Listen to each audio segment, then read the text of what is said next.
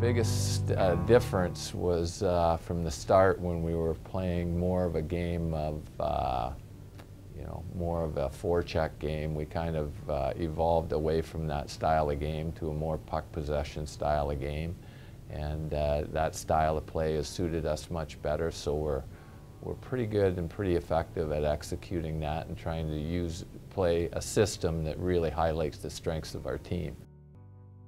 You know, we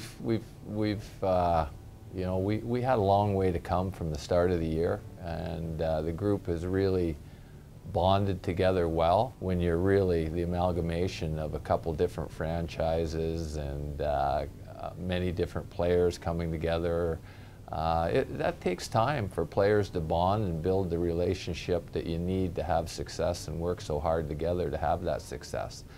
And I think that, that to me has been the biggest difference between where we are now and where we were at the start of the year, is just the cohesiveness of the group and the energy level of the group and everybody familiar with one another. And the vibe in the dressing room is, just a polar opposite now to what it was early in the year. When you have guys committed to one another and working hard and focused on what they do, I mean, it's a powerful thing, and I think that's what's really turned our year around is the players, is more continuity amongst the group.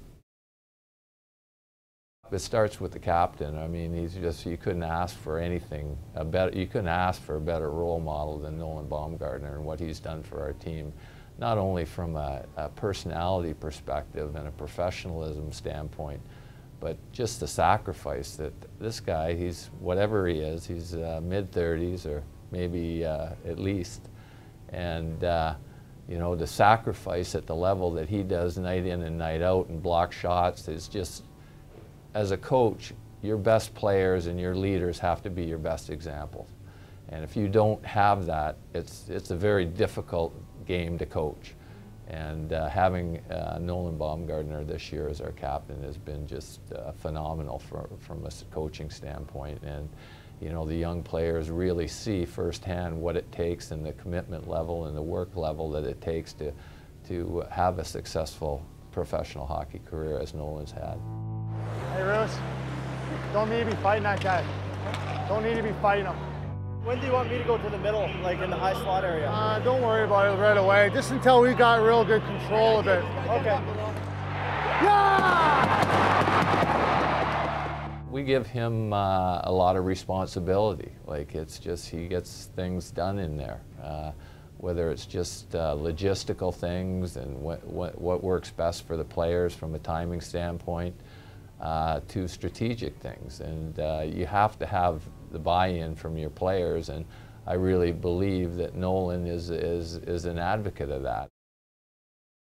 It's a bit of a balance. It's not a huge managerial issue for us as coaches. I think the decisions, again, there are always factors that mitigate into the decisions that we make as coaches, who's in the lineup, who we play in certain situations. And part of that is development, and that's a big part of our job. So we have to make sure that that's an area that we're addressing. So that factors into our decisions. I mean, at the expense of losing a bunch of hockey games, we wouldn't jig it that far. We want to play the young guys, but not at the expense of the success of the group, because success for the team really reinforces your message to the players. So it's a bit of a balance, but I haven't found it a real difficult managerial issue. And we talk about these things, and Carl and I sit back here and have these discussions, and he comes from a bit of a different background than me, so there's a different viewpoint, and we discuss these things, lineup changes and what the consequences would be from these lineup changes, and we analyze these things, and that's why we're coaching the team. The game really stays the same. My expectation going in was that players would be very enthusiastic, very coachable, and that's really proved itself to be true.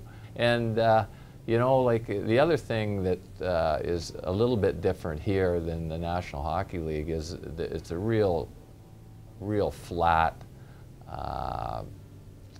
talent level. Like there's not the big gaps on your team, like where your best player is up here at the NHL and your worst player is down here. Everything's squeezed a little tighter at the American League level.